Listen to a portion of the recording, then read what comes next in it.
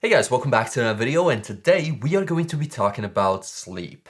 I know it's quite a topic which most of you probably will find quite boring, but I really want to talk about it because I've been experimenting with it for like the last 2 years, and now I'm in a point where I sort of understand it. So, first and foremost, everybody always tells you that you gotta sleep for like 8 hours, which, first and foremost, isn't true.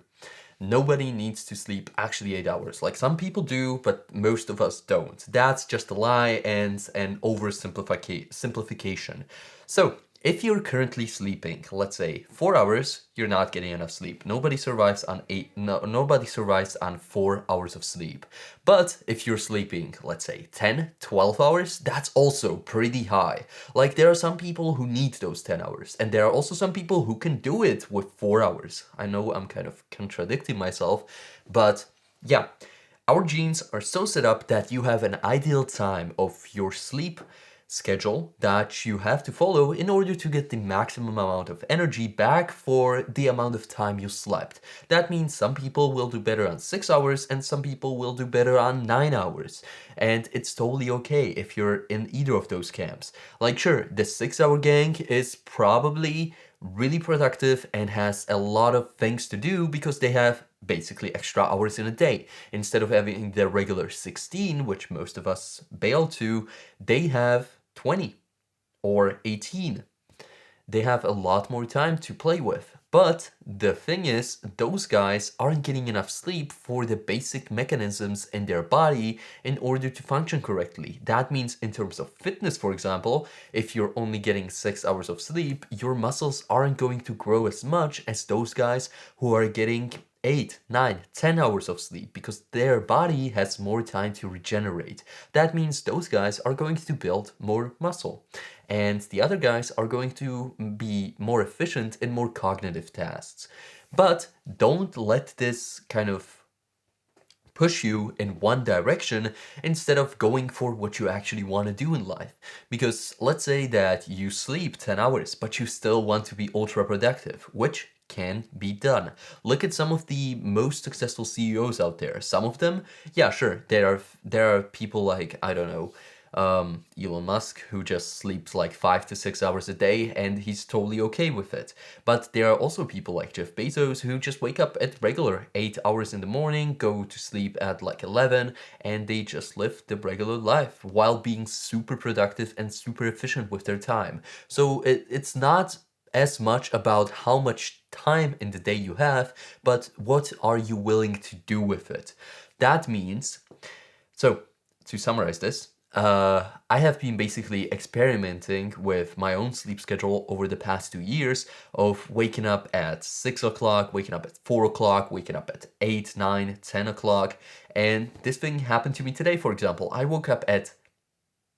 Pardon, I woke up at 9:55, which might seem pretty casual to probably most of you guys out there, but if you're watching these videos, you'll probably wake up earlier because you're Mr. Productive. But yeah, I woke up at 9:55 because I went to sleep yesterday at 11:30, which doesn't really happen these days, and I just wanted to see till how how much my body wants to sleep. And it turns out it wanted to sleep 10 and a half hours, which is pretty long. And I totally get that because for the past week, I went to sleep at something around 11:10, 11:30, which is super late, especially for my schedule, because most of my days I go to sleep at like 9, 9:15 at most, and then wake up at 4:15 or 4:30. But over the last couple of days, I went to sleep at 11, like I said, but woke up still at 4:30, which means that I only got like 5 to 6 hours of sleep, and I was still feeling totally fine, totally productive. I did everything that I wanted, but I just, I guess I crashed. And yeah, so I wanted to reevaluate my sleep on this video. And if you're also struggling with this problem of not knowing how much you should sleep, you should probably do the same exercise as I will be doing over the past few days. That means setting a rigid schedule that I'm going to follow every day, no matter what. So, my new schedule is going to be to go to sleep at 9:15 or 9:30 p.m. This is the upper limit. That means I want to be in bed at like 9 p.m. And this gives me enough time to do everything that I want in a day and not really stress about, oh, I need to still get this done and this done and this done. No, I have enough time in order to do this to maximize my productivity while getting enough sleep. So I will be going to sleep at 9, and the time you're waiting for, when am I going to wake up, I will set my alarm to, I think, 5:15 or 5 o'clock. But my alarm is kind of weird because I use this app. It's called Sleep Cycle, and it allows me to set a timer of 30 minutes before I wake up. That means I set a time for 5 o'clock in the morning, and it still has a half an hour to wake me up before then. That means I can wake up anywhere between 4:30 and 5 o'clock.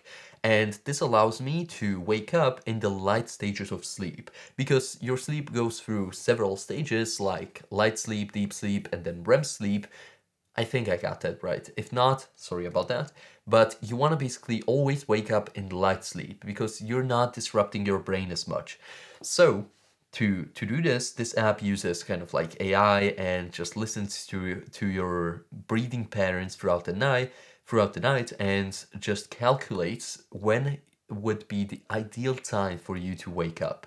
And it does this most of the time pretty good. I've been using it for like 120 days now, and it pretty much worked every single time. Like they have been only like 3 occasions when I woke up kind of groggy, but that was mostly because the night before I went to sleep really late, I ate something before I went to sleep, and I also drank something. Drinking something before you go to sleep, and I don't mean alcohol here. I don't drink at all. But just regular water. Water takes a lot of processing power from your entire body to get through before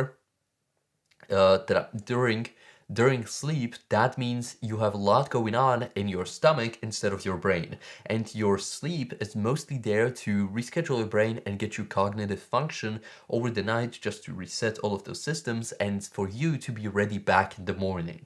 That means I didn't give it enough attention when I went to sleep, so when I woke up I still needed to do some of that processing, so I was a little bit sluggish and my brain was just a bit like slowed down. Okay, so hopefully that explains my little sleep theory that I have going on here. And anyways, that's I thought that would take much longer to explain. So, this would be it for today, but I also wanted to talk about the basic premise that I'm starting from today. I don't even know what the word premise means, but before I go to sleep, I actually still want to read books, because I found that if I read books before I go to sleep, I will sleep much better. So I will give myself a commitment of reading at least 15 to 30 minutes of a book before sleep. And I won't do like those super educational non-fiction books like about selling and those that require a lot of cognitive effort, but I will do something less harsh, let's say storytelling book or something like that. So that's my plan for sleeping. And I also wanted to commit to writing again, because if you're a good writer, you're also a clear thinker. And I gave myself this challenge today where I put a timer with Siri, and she will probably wake up. She didn't wake up. That's great. I put a timer there for 5 minutes and I just rode away. I listened to an Andrew Huberman podcast recently, and he was talking all about just this journaling exercise that people were doing in order to feel happier. And they would just describe their most like terrifying bad event that happened in their life, and they would write for 10 to 15 minutes at a time, but they couldn't stop writing, like writing with just your hand or writing on your keyboard, for example, one of those. And you couldn't stop writing. You needed to write, you didn't care about grammar, but you just continued on writing. And I did the same exercise, but just without describing any terrible event, because lucky me, I didn't really have any like life-changing bad events yet, or knock on wood. So I thought I would just journal for 5 minutes straight, just write down everything that I thought about, not thinking about sentence structure or anything, and this would really ground me and set my priorities straight. So that was my plan for today, and it really worked. It got me to record this video right away. I'm also gonna be recording 2 more shorts after this, and then I will go to editing, and I will edit pretty much till till I need to go to sleep. So that's the entire plan for today. And this really got me good. I also went on the stationary bike at the gym and burned like 500 calories. That's that. I just wanted to say that because I made the promise to myself that I'm going to burn 500 calories every single day. I'm not gonna be changing how I eat too much because I already eat at like a diet threshold. So the bike should really help just burn some fat and get me really ripped in just 1 month. So yeah, that's pretty much it. And I will log food from tomorrow. Hopefully you guys enjoyed this little video about mostly about sleep. Hopefully you got something from that, and I will see you in the next one. Bye bye.